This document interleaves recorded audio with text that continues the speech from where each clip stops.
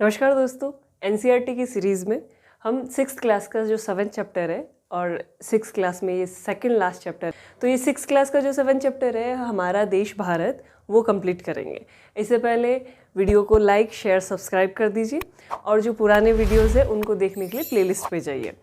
जो अभी तक हमने क्या देखा, जो ब्रह्मांड है, ब्रह्मांड से हम पृथ्वी पे आए, पृथ्वी से फिर विश्व के बारे में जाना, विश्व से अब हम हमारे भारत के बारे में जानेंगे। भारत के बारे में हम क्या देखेंगे, सबसे पहले क्षेत्रफल है, कैसे विस्तार है, अक्षांशीय देशांतरीय विस्तार क्या है, कौन से समुद्र से घिरा है, कौन हिमालय किस तरीके से हमें चारों तरफ से प्रोटेक्ट कर रहा है। तो सबसे पहले हम बनाएंगे मैप बना लेते हैं इंडिया का।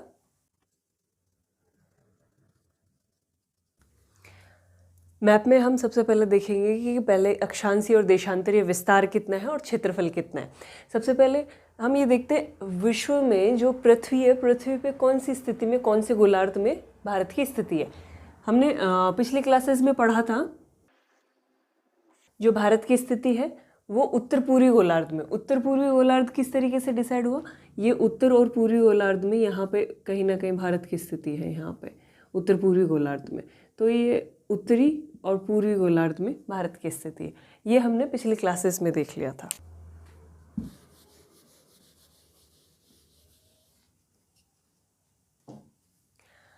तो भारत का जो अक्षांशीय और देशांतरीय विस्तार है वो नोट डाउन करते हैं। यहाँ से यहाँ तक, यहाँ से यहाँ तक, ठीक है।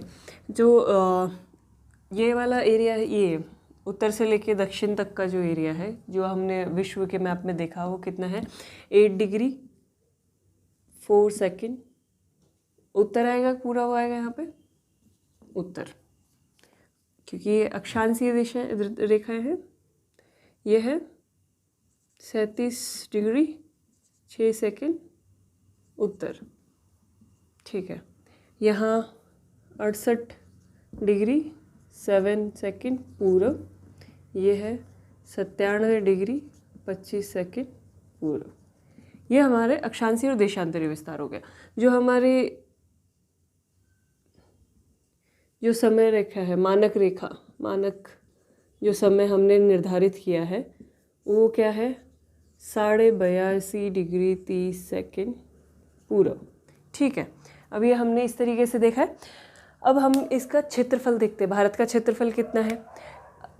याद रखने के लिए हम 32,87,000 को याद रख सकते हैं। अगर हम कुल क्षेत्रफल देखते हैं,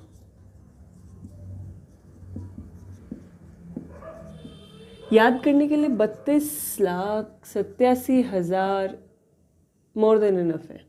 32,87,000 वर्ग किलोमीटर, 32,87,000 वर्ग किलोमीटर याद करने के लिए। और एग्जैक्ट डेटा 32,87,263 वर्ग किलोमीटर, ठीक है। ये हमारा क्षेत्रफल है।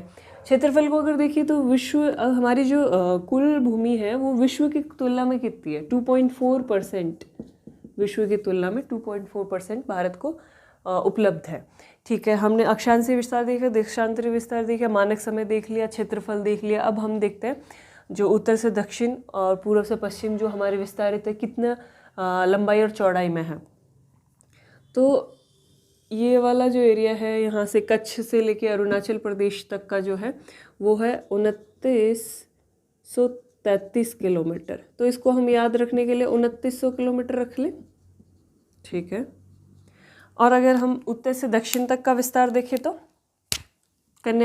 कश्मीर टू कन्याकुमारी, कश्मीर टू कन्याकुमारी को 3214 किलोमीटर, इसको हम लगभग 3200 याद कर लें, ठीक है। ये हमारा जो बेसिक जो ये था, इसके डेटास थे वो हम देख चुके हैं। अब इसके बाद में हम देखेंगे इसके पड़ोसी जो राज्य हैं, वो पड़ोसी देश के बारे में। अब हम देखते हैं जो पड़ोसी देश हैं उनके बारे में। पहले मैप बना लेते हैं।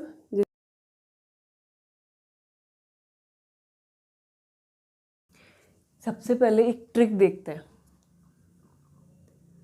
मैंने बनाई है बचपन में बी ए। वैसे एग्जैक्टली अगर कौन सी सीमा कितनी दूरी है, कौन से देश के साथ कौन कितनी लंबी सीमा हमारी जॉइंट करती है, उसको याद रखना थोड़ा डेटा इतना बहुत सारा हो जाएगा। तो इसके बजाय हम ये देख लेते हैं कि सीक्वेंस कैसी है। तो सीक्वेंस में जो बचपन में बी ए है, बै से बांग्लादेश,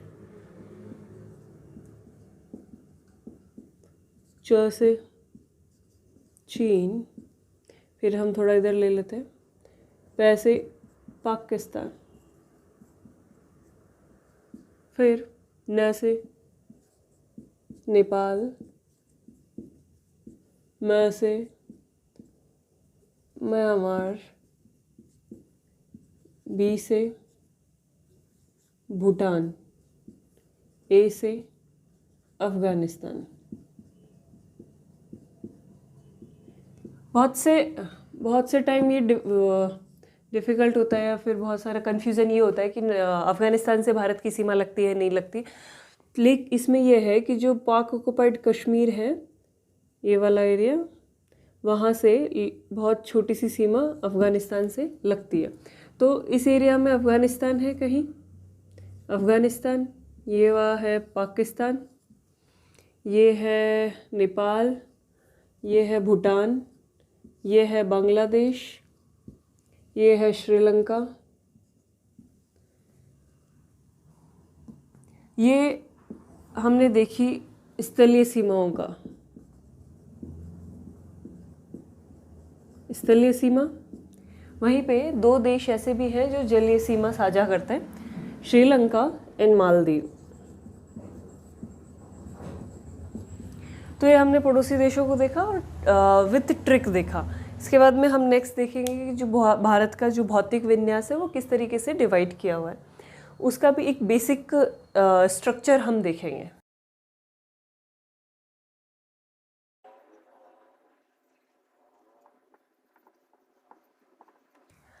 भारत का जो भौतिक विन्यास है वो किस तरीके से डिवाइडेड है। भारत को सबसे पहले प्रायद्वीपीय भारत क्यों कहते हैं? प्रायद्वीप की जो परिभाषा है, प्रायद्वीप का अर्थ क्या होता है? जो तीनों ओर से पानी से घिरा हुआ हो, उसको प्रायद्वीप कहते हैं। ये प्रायद्वीप की डेफिनेशन है। वहीं पे भारत को उत्तर में हिमालय से प्रोटेक्शन है, पूरा एक प्राकृतिक सुरक्षा घेरा हिमालय क्षेत्र जो हमारा प्राकृतिक विन्यास है भारत का।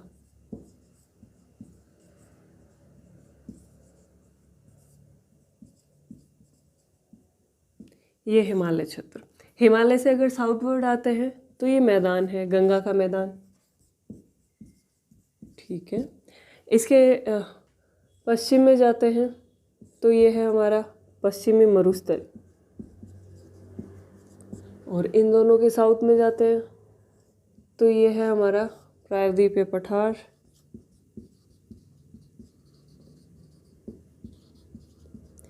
वहीं पे जो ये क्षेत्र है,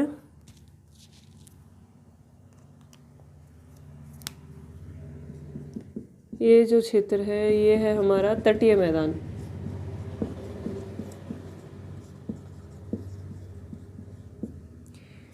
फिर आते हैं हमारे द्वीपीय क्षेत्र, ये है अंडमान एंड निकोबार, ये है हमारा लक्षद्वीप। तो ये हमने बेसिक जो स्ट्रक्चर है भारत का वो देखा। अभी हिमालय को डिवाइडेशन है, वृहद हिमालय, मध्य हिमालय एंड शिवालिक हिमालय। यहाँ पर ट्रांस हिमालय भी है, ठीक है।